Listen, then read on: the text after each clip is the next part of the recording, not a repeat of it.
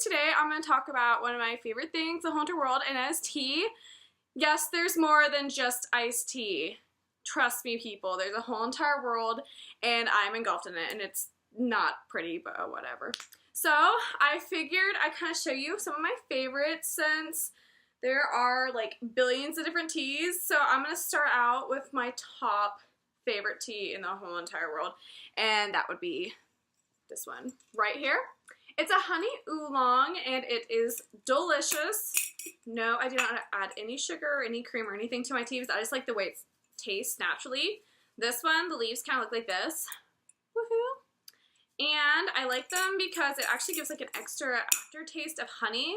There is nothing like added to it. There's like no flavoring or anything. It's just like how the leaf tastes, which is just so freaking good. It's like good to like clean your palate, and it's just my favorite tea. Another one that I really like is this white jasmine. What I kind of like about this tea is if you can see the actual buds of the tea are still in it. You got like your flowers and stuff, so it gives it a little bit more of an earthier taste. And the aroma on this one is just amazing. Oh my gosh, it is so freaking good. So that is white jasmine. And if you're wondering why I have the year wrote on them, I'll talk about that in a few about like aging tea, because you'd be shocked. There are some tea. This is what I found out this summer that I'd never heard of, and it's called Purig tea. And this stuff is actually aged like in cellars, and you can get stuff from like 1970. It's like wine. So this one that I got, it's the oldest one at the shop I went to that had, and it was a 2006 vintage. What they do is they actually make them in tea cakes. They're called tea cakes, and they're about that big, and they're pressed down, and they store them inside of cellars. And literally, they don't see the light of day until they dig them up. So this one was 2006. And they really do have like a little bit more of an earthier taste. Now, this is after my tea cake has been broken down. And you need to keep them in something that's not plastic because it alters the flavor. You need to put it in something that's either glass or ceramic. This container I got from Teavana. So it has a wooden lid, and it does have a little spot for a seal where it keeps it fresher longer. But this one's my 2006 vintage. What you do with like a little tea cake is you break it down little by little. This I'm very stingy about for obvious reasons. I can't get it ever again. So I use it most of like special occasions. Like my mom's birthday was yesterday. So of course I cracked open my wonderful tea. So this is one of the Purig teas. And then you can get these ones, which are not aged, but they're like more of your commercial Purig tea. They're little tea cakes, and each one of them is individually wrapped. They all have like different flavors. Like I have tons in this thing. They're all like different. And what you do is you just unwrap them and you put them in a teapot like this that has a little steeper inside of it. And if you can see, I have my Purig tea in it. And then it kind of breaks down, and then you can like rebrew this stuff 4 or 5 times. That's another nice part of it.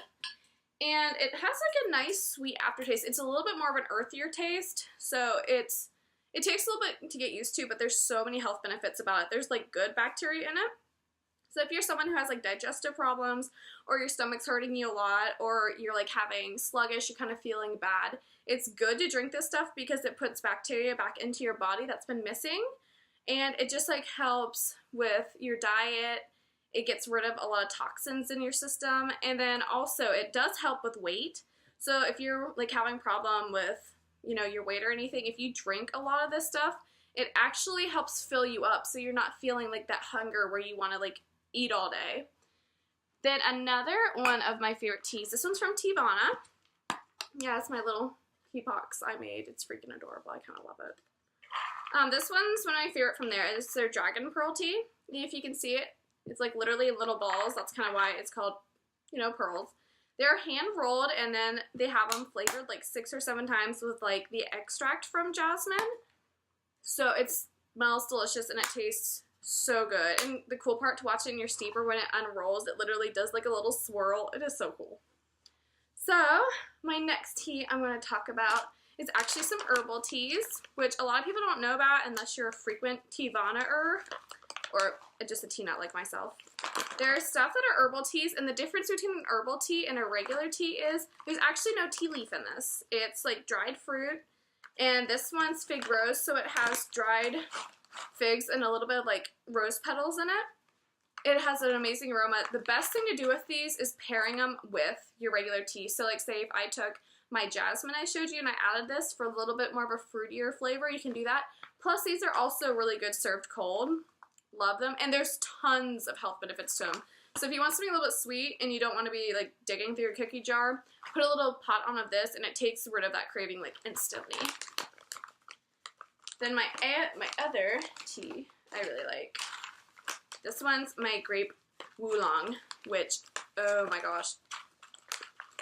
This one, it is so good. It literally has like little, here's my little tea in it, but it actually has some dried grape in it. So it tastes freaking amazing. This is one of my favorites from Teavana. And then my next one is my white Earl Grey tea. This one I'm not a big fan of, I'll be honest with you. I'm a huge Earl Grey person. I think that's why when I tasted this is like I'm looking for that Earl Grey flavor, but I didn't really get it. But, you know, not everyone loves Earl Grey tea. So if you're more of a white tea person, you will really like this one. It's a little bit more bitter, but most Earl Grey teas are. And here's what the leaves look like. They're little strips like that. It has, you know, your normal Earl Grey smell, but when you taste it, it's a little bit more stronger than Earl Grey. And then my next herbal tea that is probably one of my favorites. This, actually, I think this one I like better than the fig rose. It's the dragon fruit. Once again, a Teavana tea. And then there's what the tea looks like. As I said, it's actually not tea. It's herbs from different things. There's no tea leaves in it, so you do pair that one as well. And then my last tea, but not least, is, this one is a grape oolong, not woolong, oolong, so don't get confused with the first one. This one's a little bit different. It does have the tea in it. It's just tea. There's no grape or anything added. It just kind of has that grape flavor. That's why they named it that. And the cool part about these teas I showed you that weren't from Teavana, I actually went on a trip this summer to a place in Florida, and the little tea shop I went into, his wife's family actually owns a tea place, well, tea fields over in China. So some of those teas I showed you, you can't even get normally in the US, which I thought was amazing. So if you're like a tea nut, you know, you can message me or anything. I can give you this guy's information and he can send you this stuff, but it is amazing. It tastes so good, and it's nice to know that it's like herbal and, you know, organic, so you're not like having to worry about those tea bag teas where they taste, you know, I mean, they taste good, but if you don't realize there's stuff actually added inside of them, that's why it's so important to get with this steeper and get like actual loose leaf and put it in, because you actually know what you're drinking. Because some of those bags, like those Lipton ones, people don't realize they actually add stuff in it to kind of cheapen it up so, you know, they can make more of a profit. Not as much of a fan of it, but whatever. So I'm going to show you my favorite teapots to make them in. This one's my favorite one from Teavana. And you want to go with a clay teapot or a cast iron. Clay I prefer because it doesn't alter the flavor. I still feel like the cast iron alters the flavor a little bit. But these ones I like because it controls the temperature of the tea, but it doesn't alter any flavor. It can't get like soaked in, so you're not like tasting last week's tea in it. So I really like this one. And then this one's my favorite one I got for my birthday. I just think it's so adorable. And this one comes with the steeper inside, so I can just like set my leaves in it. So I don't actually have to use like steeper bags or anything. And then there's my little cup that it came with. That one's probably my favorite. And then of course, I gotta be classy with this one when I'm feeling British on those days, because we all have those days. Just saying. So guys, if you have any questions or comments or anything, feel free to put them below. Hope you enjoyed my video on my tea obsession.